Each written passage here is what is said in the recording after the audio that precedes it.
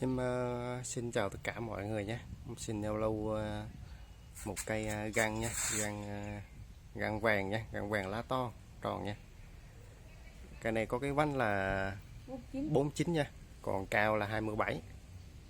Tất cả đâu cắt là sống hết luôn nha. Cây này nó có cái điệp nha, cây này bự, nó có tẩy rau này. Rồi đây, cây này già lắm nha.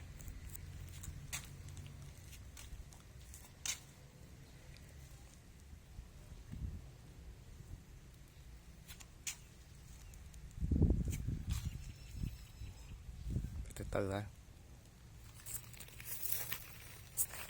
Đây là có cái đường lũ âm thân này, lũ này.